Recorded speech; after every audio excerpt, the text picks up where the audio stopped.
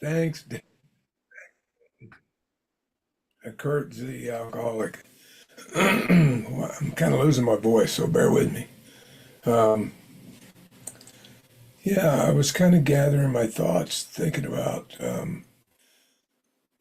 where do you want to start? You started, you really, it's thank God I'm not suffering from what's not happening anymore. See, I didn't know that.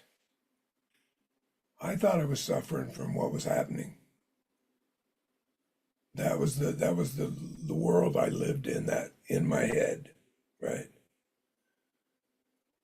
I had a narrative that was running all the time. And I used to hear it in AA meetings back in, they'd say, don't go in that neighborhood by yourself. It's a dangerous place. See, I'd hear it like that. But see, it never landed because I was still identified as the condition that I was managing. And I didn't know I was managing the condition because I had spiritual on the end of it or whatever. So I'm also a successful failure here. I didn't do this thing right. I came in 1979, drank at 20 years. And I'm here to tell you, after drinking at 20 years, what the book said is true. When you pick up, I always hear, oh, I know what is going to happen if I go out again. I was just going to chuckle at that, because you don't have a clue. You don't have a clue. I didn't have a clue. I thought I did, but and that wasn't because I just came in and sat around the rooms and listened to you guys and got buzzwords. And I'd worked the steps. I was part of a group. I was a CSR. I was a GSR. I was pretty active. I'd sponsored a bunch of guys. And I've heard this in AA. It says, when I came into AA, I was 22 years old. And I'm 67 now. So you do the math. I got 15 years sober, about 15 years sober, and drank at 20 years. And so I pretty much grew up here. And I had no idea what I was up against. I had no idea what alcoholism was. I thought I did. And, I got all the information. You have a physical allergy when you drink. You can't predict when it's gonna when it's gonna stop. All the stuff we heard in workshops, and you have this insanity that precedes the first drink. It's a sober condition, and you're not choosing to drink. You're being driven to drink. All this was, this was information that was available in the 80s. And, what I like to say now is drinking isn't the relapse. Drinking is proof of the relapse. The relapse happens sober. And, we talk about it. And my gauge for this is, pretty much on page 64, it says something that I missed. I'm just going to read it. I won't read a lot out of the book, but this. First, we searched out the flaws of our makeup, which caused our failure, being convinced that self manifested in various ways is what defeated us. We considered its common manifestations. So they're talking about two things here. They're talking about the condition of self and us. Well, the problem was I was identified as the condition. So everything was I did it. And it was all shame based. It's whenever you hear guilt, remorse, self pity, morbid reflection, those are effects of a view of self. It's a narrative. It's not a noun. It's the mode of thinking. So I was driven by this mode of thinking. It told me that on page in We Agnostics. It says, without knowing it, you've been brought here by a certain kind of faith. I'm like, well, what? It kind of screwed my whole idea up about faith. So when I say that, I'm saying dependence. My faith was, I depended on the God of reason. So I listened to the narrative in my head to tell me the truth And then I would follow that. And even though my motives were good, like the book said, I still ended up with guilt, remorse, morbid reflection, self-pity. I could not constructively review my day. All I could do is destructively review my day. There was a disconnect in a lot of the way the book's written. And until it became descriptive rather than prescriptive, uh, it, it didn't connect all the way. That's where Don C. was helpful. And he would disagree with you. He would not claim me as a sponsor. He hasn't for 15 years. I asked him to sponsor me, and he said, we'll talk about that. And it's been 15 years. We haven't talked about it yet. But he's a good friend and mentor, and I've learned a lot from him. And so why am I bringing this up? Being convinced that self manifests in various ways is what defeated us. I mean, self is a condition we all have, and we're the us, all the boxes. So it says it manifests in different ways. Well, it manifests Robert, Jim, me, Dan, Barbara in different ways. See, the problem was I was trying to see the truth from a lie, and I couldn't see it. And how I knew that was I still had anxiety. I still had morbid reflection. I still had guilt. See, all these effects of self were still a living condition. And I thought that's the program, that you just manage that with spiritual principles. And how I know it didn't work was I never got what the promises said. I wasn't able to comprehend the word serenity. I didn't know peace. I couldn't look the world in the eye. My amends were about being responsible, not accountable. Everything was shame-based. It was guilt-based because it was coming from this narrative of self. And we were just talking. We have a meeting before this meeting that we go kind of in the deeper end of the pool with this because I think that was really necessary. When there's a book out. Well, it makes a point, and the point's this: in the 10th step, it says, "Continue to watch for selfishness, dishonesty, resentment, and fear." Well, these are all aspects of self. It doesn't say continue to listen. It says continue to watch. And when you're watching, it's almost like there's two things going on. There's this little voice that's recognizable now, and there's something that recognizes that little voice. And in one of the meetings we do, we say like this: when you become consciously aware that the head, not your head, the head is talking to you, say to it, "Thanks for sharing, next."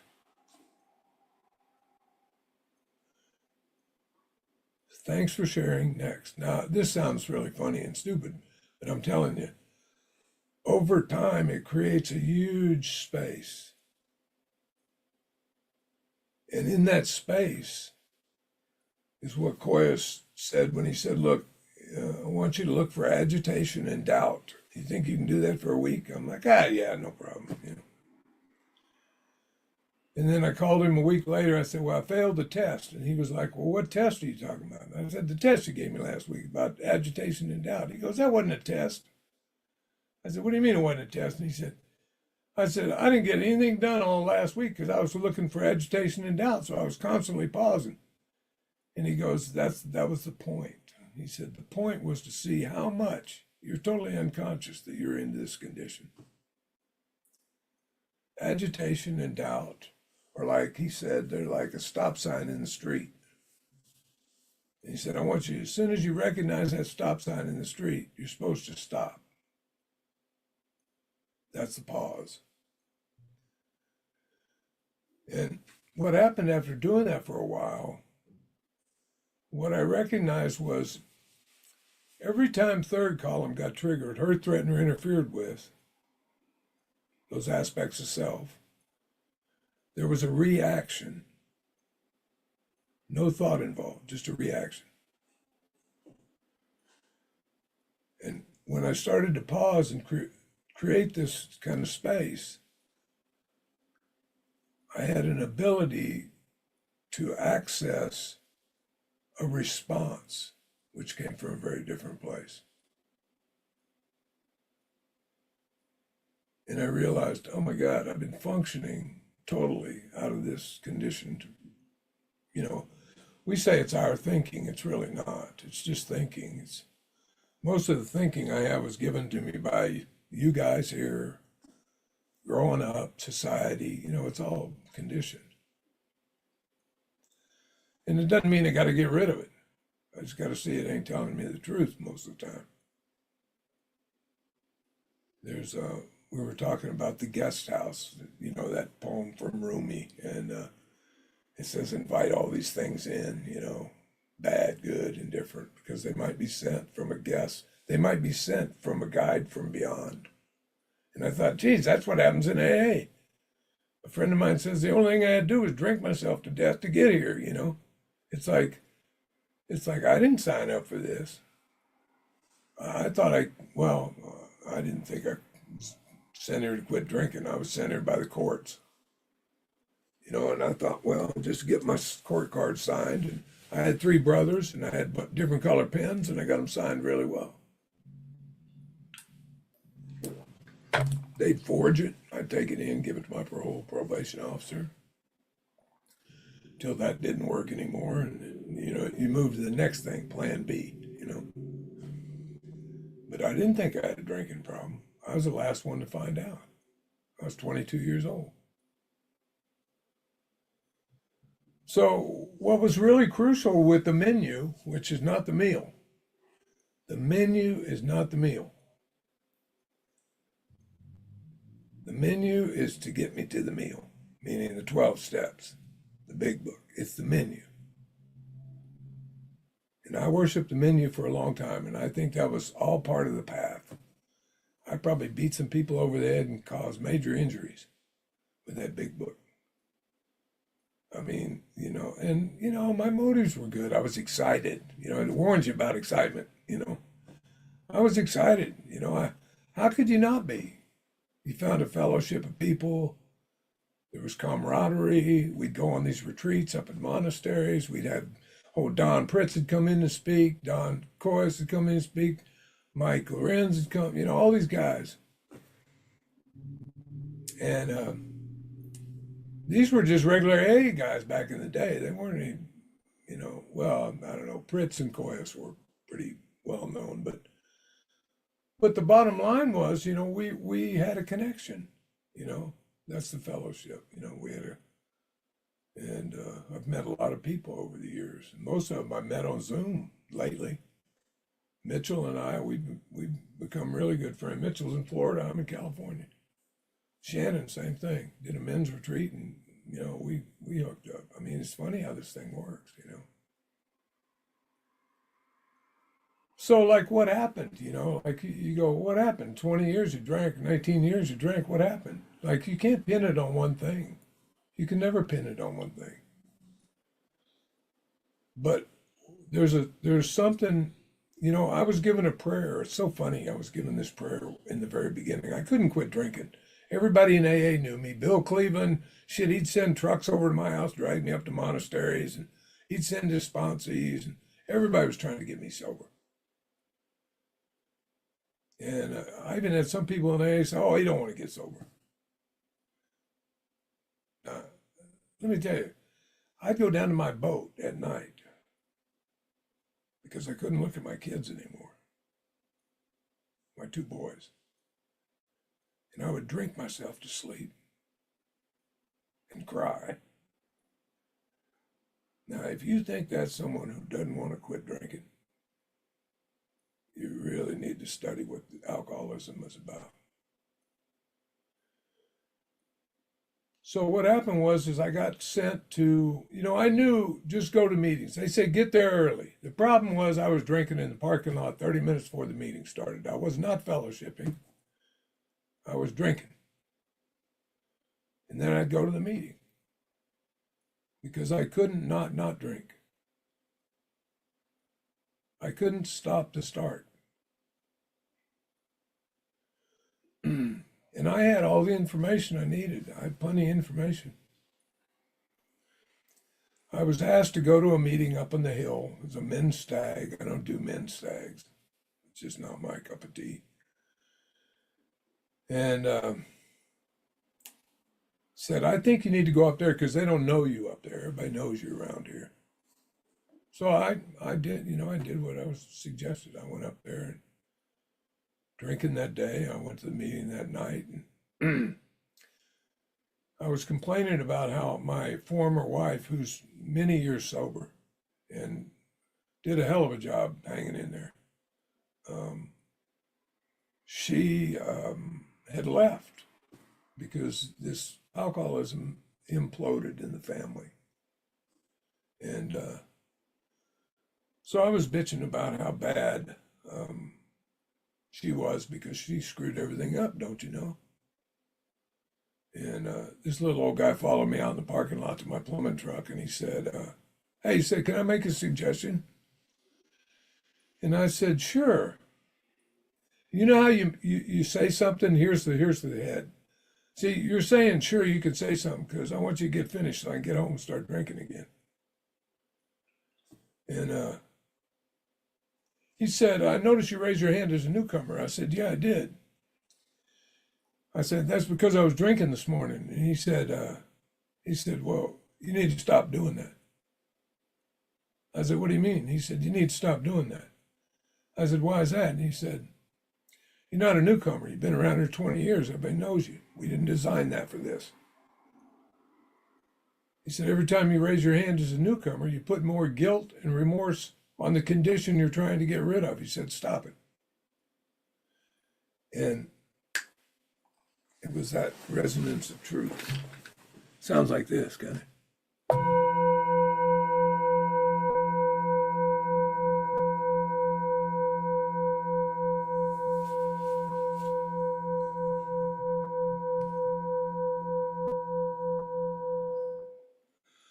It didn't sound like this.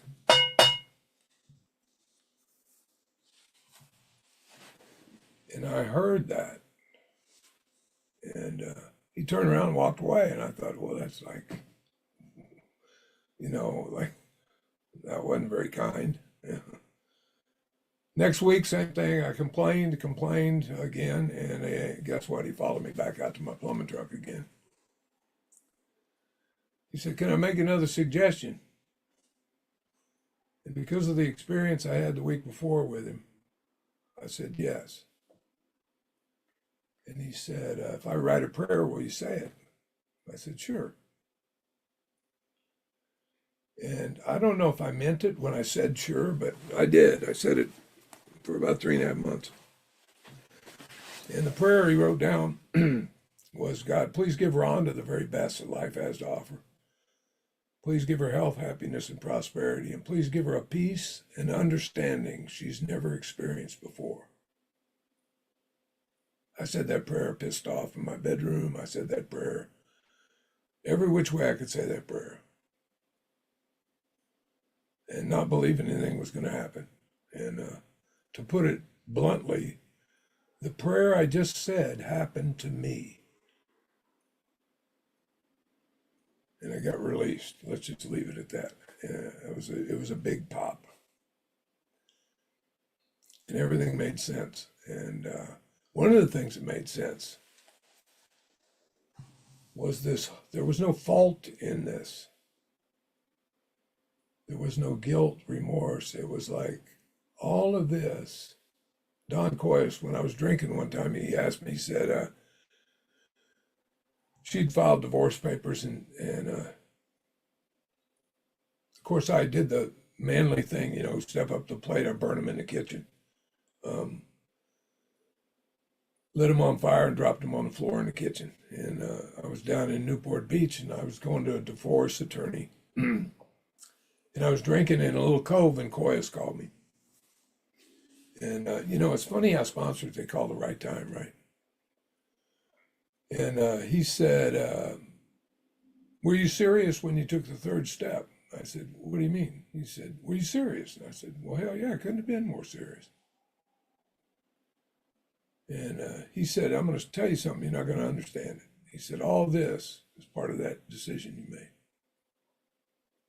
Well, that didn't make any sense, just like he said. But here's how it panned out. It panned out in a way that Don told a story about Johnny Looking Cloud and himself. And he was having some problems, and he went up to see Johnny Looking Cloud, who was a guy. Frank sponsored him, Don Pritt sponsored him, and then Johnny Looking Cloud.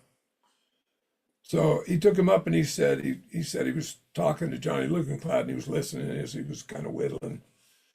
And Johnny Looking Cloud said, hey, come outside with me. And he said he went outside with Johnny Looking Cloud, and he took a cane, and he drew a line in the sand. And he told Don to walk on that line. He said, walk on that line. And he said, I started to walk on the line, and Johnny Looking Cloud came up and pushed me off the line to the right. Feet hit the ground.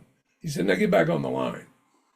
So he got back on the line, started walking a little bit. Johnny Looking Cloud pushed him the other way. And he said he was getting a little pissed off and didn't understand why this was happening. And after 6 or 7 times of doing that, Johnny Looking Cloud told Coyas, turn around, look. He said, you see that line? He said, you think that's a path. It's not. You see those footprints outside the line? Going to the left, going to the right? That's the path. And I got it. I got what he said. When he said, all this is part of that decision, see? I would not change that for anything. If I could, maybe the only thing I would change was if I could relieve the suffering that I put my family through. That would be one thing I would probably change. But we've healed a lot from that. We're all have different relationships, which is, it's a result of the program, right? It's not a result of working the steps. It's a result of integrating the principles in the steps in my life on a daily basis. That's what was missing before. It wasn't a way of living. Pritz talked about at some point the numbers got to come off the steps. What does that mean? See, that's what it means, I think. It means this is a way of living. There's been a revolutionary change in their way of living and thinking. We hear a lot about living, and action. It says faith without works is dead. I say faith without works is dead, but works without real faith is just self-propulsion. It's just managing well. By every form of self-deception, experimentation, I'm going to prove myself an exception to the rule. You start to find out about these after you've been around here a while. These forms, shapeshifters. So, it's pretty simple, The bottom line is, for a long time, I was trying to escape from an imaginary place. And the realization of that, well, let's put it this way. I tried to kill myself 3 times. And the 3 times I tried to kill myself, what I didn't understand was I was not trying to kill myself. I was trying to kill the self that was driving me, and I didn't know the difference between me and it. That was the difference. And waking up to that eliminated that existential crisis of unworthiness. And that's all I ever wanted.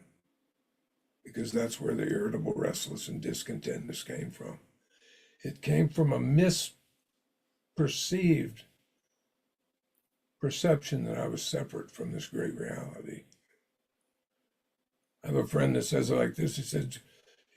Somebody kept asking, what's God's will for me? What's God's will for me? What's God's will for me?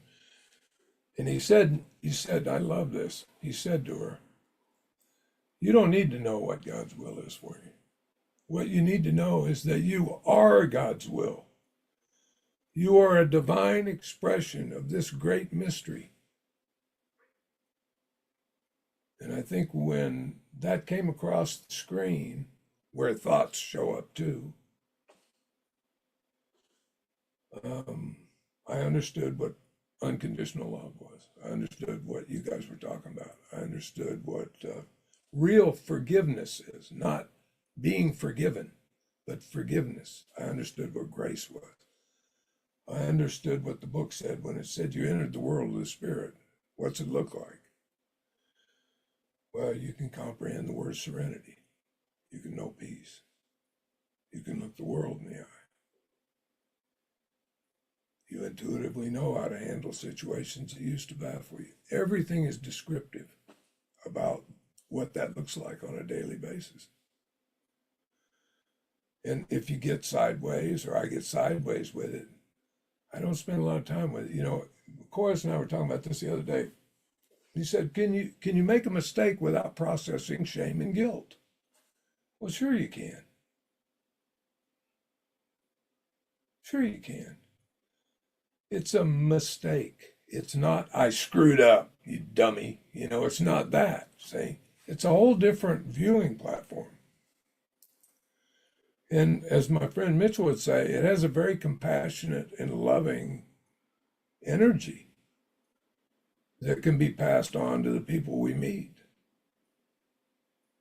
And for some reason, it seems to resonate with those type of people. They don't try to bring that about. They are that. And God, thank God I ain't suffering from what's not happening anymore. That's all I can say. You know, I just feel blessed. That's the other part of this. You have a sense of gratitude, and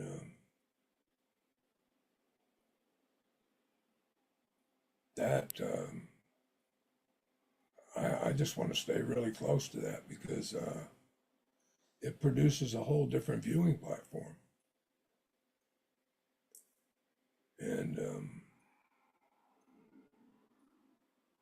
you know, we do a little meeting. We do a couple meetings that are kind of outside the box that Dave talked about too. And the reason we did that is because we weren't hearing in our local meetings says be quick to see where religious people are right. Doesn't say be quick to see that religious people are right. That's not what it says. Where? Well, that where becomes obvious. It has a resonance to it. And in the book, it says, I know it's not a promise, but it is the way I read it. It'll provide what you need if you keep close to it. And as my other friend says, you can't be far from it, you're the carrier. Fritz used to say that, wherever I am, God is. Wherever I am, God is. It's funny, I'm having all this recall about him. On our honeymoon back in 88 or 89, we got married and then we did a retreat with him. And we were going through the steps, you know, a quick run through the steps in the weekend. And we were at the second step and everybody was in the room. And this place it's in Chino, it's out. It's a beautiful place. A bunch of nuns ran it.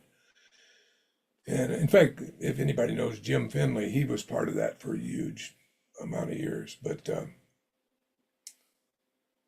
he did the second step thing. He said, okay, we're going to have a little break now. And so he broke, and I sat in my chair, and Don sat in his chair, and everybody left the room. They went out the gardens, to the ponds, to the waterfalls, and we were sitting there, and he looked up at me. And I remember him saying this. He looked up at me and he said, he ain't out there. He ain't out there.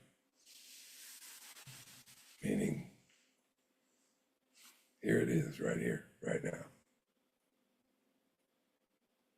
And, you think of this, the people that have moved us and pushed us along, you know. I'm a successful failure. I didn't do this thing right. And you guys never kicked me out either. There's probably a couple that would have, but, it's okay. Yeah.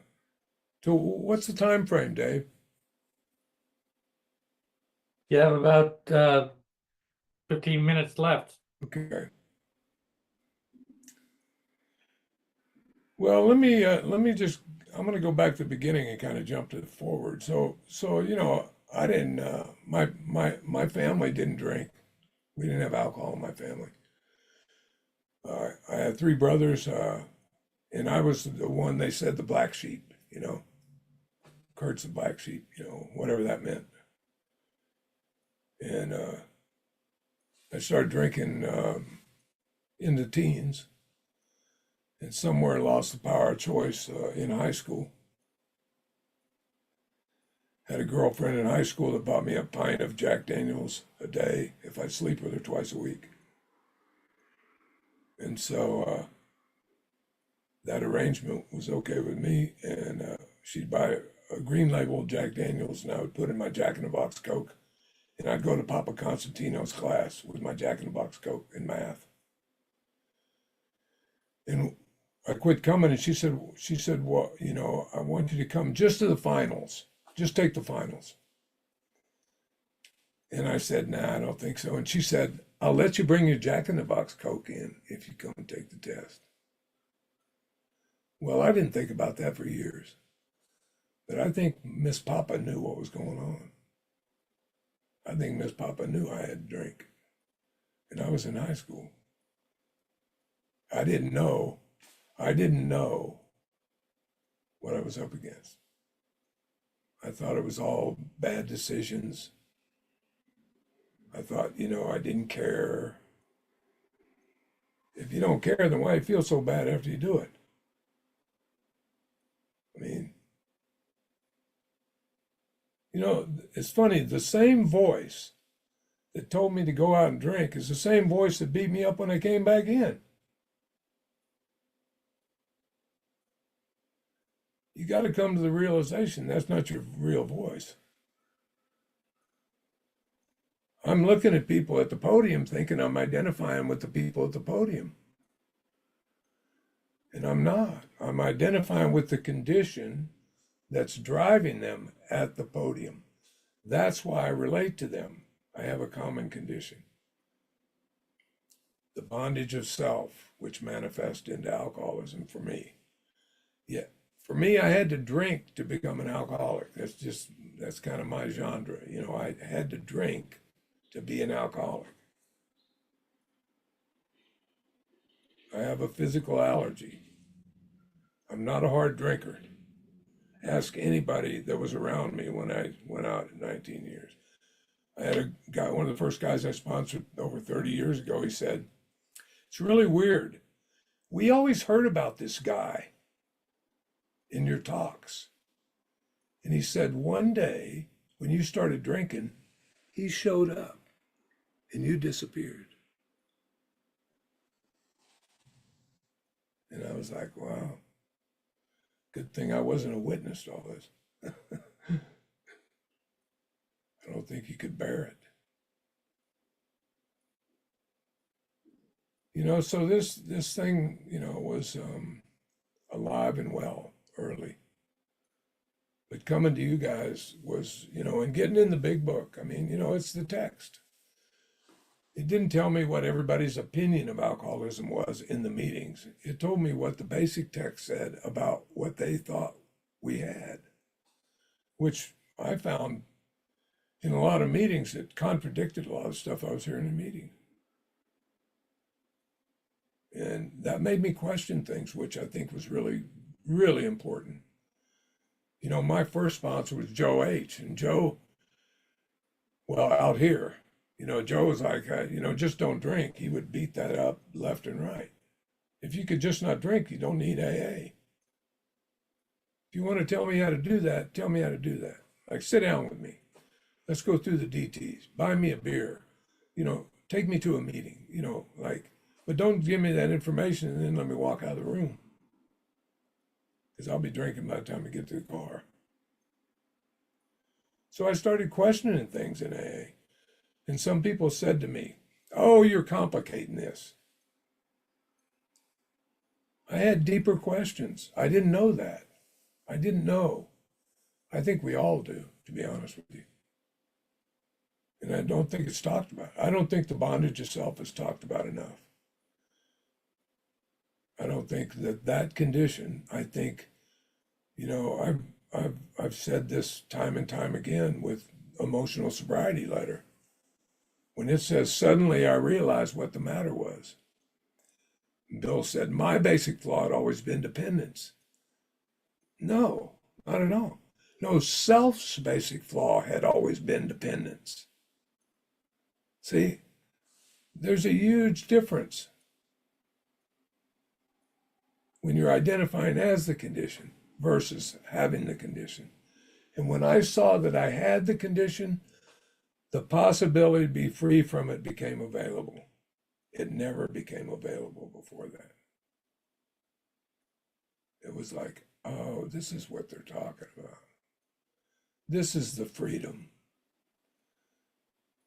We cease fighting anything or anyone. Even alcohol, that's secondary. Even alcohol. I told Koyas when I called him and I had that revelatory experience in my house, and I said, "I think I know what I was doing now." He said, "What?" And I said, "I think for 19 years I was managing my life with spiritual principles by every form of self-deception," right? He said, "That's not what you were doing." He said, "What you were doing was you were managing your life with your ego's interpretation of spiritual principles. Those are very different."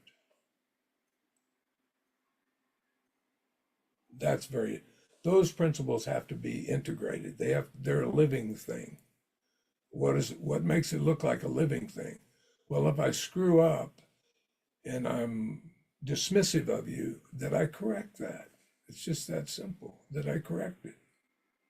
If I'm not paying attention, if Linda's talking to me and I'm off somewhere else and I'm not paying attention, there are corrective measures. That's what it says in the book. Constructively review our day. We ask for corrective, like we ask for something, see? And this thing started to be real, to be honest with you. It started to be something that was accessible.